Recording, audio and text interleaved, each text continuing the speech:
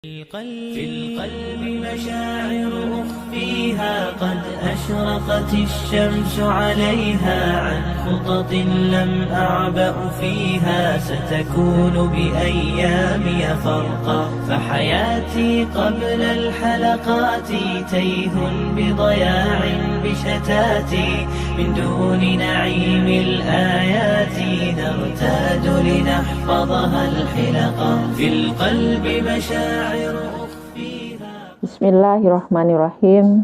Assalamualaikum warahmatullahi wabarakatuh. Saat ini saya sedang posisi berada di ibu kota.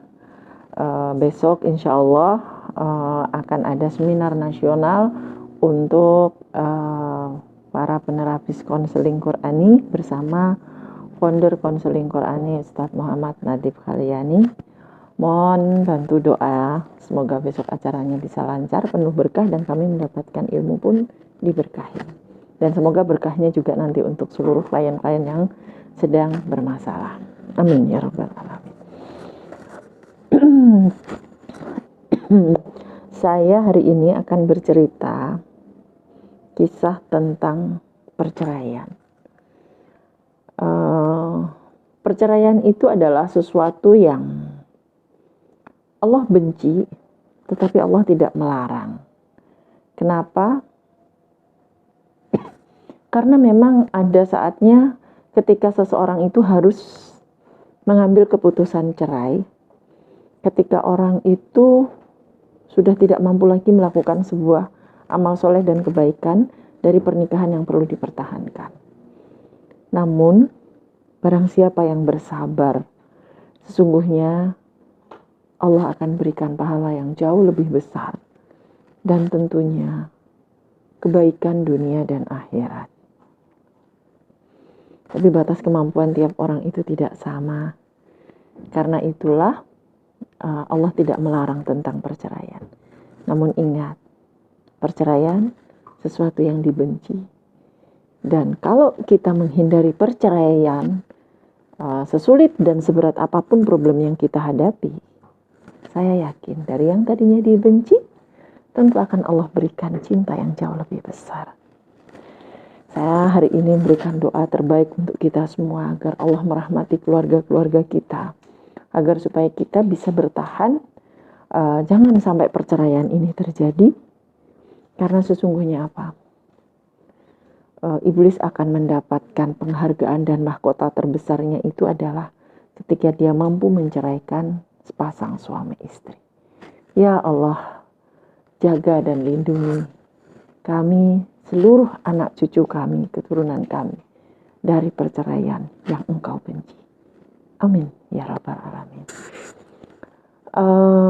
Hari ini saya akan bercerita tentang kisah klien yang saat ini sudah 1 tahun surat cerai resmi dari pengadilan itu sudah turun, dan saat ini beliau masih memegang status beliau itu di pengadilan masih cerai. Namun setahun yang lalu beliau alhamdulillah sudah bisa rujuk kembali. Gimana ceritanya? Jadi begini, sebenarnya sepasang suami istri ini adalah pernah datang ke saya mengeluhkan tentang problem rumah tangga mereka. Faktornya adalah karena suaminya yang dianggap lemah dalam bertanggung jawab terhadap keluarga. Penyebabnya setelah saya ajak ngobrol pada saat itu adalah faktornya karena beliau ini, sang suami ini adalah sosok laki-laki yang baik. Nah, sangat baik dan sangat nurut sama orang tuanya, sama ibunya. Sehingga ibunya jadi sangat sayang banget sama anaknya.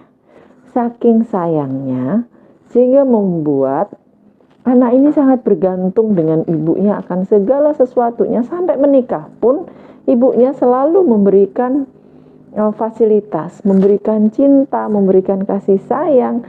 Sehingga urusan rumah tangga anaknya pun, ibunya yang lebih banyak peduli, dan ini membuat anak ini semakin lemah. Anak ini semakin lemah dalam pertanggungjawabannya kepada keluarga karena ditopang dan didukung ibunya. Jadi seakan-akan ibunya yang banyak mengambil alih dengan penuh cinta dan kasih sayang. Nah, ini seorang sosok suami yang tidak duduk pada tempatnya pada saat itu. Nah, dengan keadaan seperti itu berjalan beberapa tahun, semuanya baik-baik saja ketika ibu ini ada. Nah, masalah mulai muncul ketika ibunya meninggal, sehingga akhirnya si suami ini tadi, dia mengalami kebingungan karena tidak memiliki skill. Mau bekerja apapun dia tidak bisa melakukannya, jadi dia pasif. Nah, inilah yang membuat akhirnya rumah tangga ini goyah, dan akhirnya terjadilah gugatan cerai yang pada akhirnya didukung oleh keluarganya istri karena melihat kondisinya yang semakin memburuk, sehingga akhirnya keluarga istri yang kurang sabar, itu akhirnya mereka menggugat cerai. Terjadilah perceraian. Pasca bercerai, datanglah si istri ke tempat saya. Pada saat itu sebenarnya dia datang untuk menceritakan tentang rencananya yang dia ini mau menikah lagi dengan laki-laki lain yang dianggapnya itu laki-laki yang sesuai dengan impian dan yang diharapkan. Jadi kedatangannya itu bukan untuk rujuk pada saat itu, tapi kedatangannya itu adalah untuk meminta pendapat, minta bimbingan, karena beliau adalah salah satu member dari konseling Qurani, karena beliau sudah pernah konseling, jadi secara otomatis menjadi member. Jadi beliau datang lagi, kasusnya saya sudah tahu latar belakangnya, saya sudah bisa mendapatkan. Alhamdulillah dari data inilah membantu saya. Saya menyimpulkan bahwa beliau ini belum layak untuk cerai, apalagi untuk menikah lagi. Dan saya tidak yakin ketika proses perceraiannya di awal itu belum selesai atau belum clear, apalagi ada banyak kesalahan yang menurut saya, kesalahan ini yang akan mengundang keburukan nanti di kemudian hari. Itu membuat saya semakin nggak yakin dengan calon pasangannya ini, calon pasangan beliau yang kedua.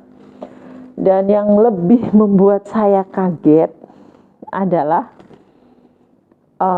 ternyata calon pasangannya ini belum pernah ketemu. Jadi ketemunya di mana? Ternyata dia ini ketika pasca cerai membuat status-status di media sosial yang nampak galau, yang nampak membutuhkan pasangan. Nah, ternyata status beliau yang kelihatan walaupun beliau adalah seorang ibu muda, masih kelihatan pesonanya sangat luar biasa. Saya memang mengakui beliau cantik, lembut, baik hati, sehingga membuat orang mudah tertarik. Dan ternyata ini membuat orang iseng menginbox beliau, mengajak beliau untuk menjalin hubungan serius melalui media sosial, waktu itu Facebook. Terus kemudian berlanjut sampai kemudian telepon pakai WA, tapi tidak pernah video call. Jadi cuman sekedar telepon, komunikasi intens melalui Messenger dan melalui media sosial Facebook.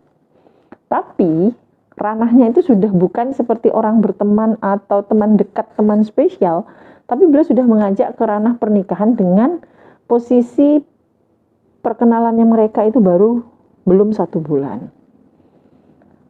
Karena saya mendapatkan data tentang latar belakang beliau, saya belum yakin dengan pernikahan itu, apalagi dengan 1 bulan, apalagi dengan media sosial. Akhirnya saya yang minta beliau untuk saya mau ngobrol langsung dengan calonnya. Tapi sebelumnya saya ingin tahu di media sosial seperti apa sih profil orangnya. Saya kaget. Kenapa? Saya mencurigai di atas 80% profil yang ada di media sosial itu adalah akun palsu. Terus kemudian saya belum bisa dong membuktikan kepada ibu muda ini bahwa ini akun palsu, karena mereka sangat intens berkomunikasi. Bahkan yang luar biasa, beliau sangat yakin sekali melawan saya dengan bukti-bukti bahwa dia serius ingin menikahi dia. Ini akun bener. Nah, ini sempat terjadi sempat terjadi sedikit argumentasi ya. Namun saya berdoa kepada Allah agar Allah merahmati beliau. Nah, sampai akhirnya beliau bilang, nanti Umi ngomong sendiri deh sama orangnya. Gitu. Nah, saya bilang, oke, saya akan ngomong dengan orangnya. Ini kesempatan yang luar biasa. Pas kebetulan di saat beliau hadir, ternyata orangnya nelpon. Nah, beliau nelpon, terus kemudian ketika mereka berdua berteleponan, saya akhirnya berkomunikasi secara langsung dengan laki-laki yang beliau kenal di media sosial itu. Nah, sekarang gimana cerita kelanjutannya? Apa yang bisa saya dapatkan dari hasil saya komunikasi dengan laki-laki ini? Dan kira-kira endingnya akan seperti apa? Penasaran boleh. Tapi mohon doanya ya. Semoga Allah beri berkah dan diberi kesempatan untuk saya melanjutkan di video part 2 besok. Assalamualaikum warahmatullahi wabarakatuh. Saya Umi Desi, konseling Qurani Banjarmasin.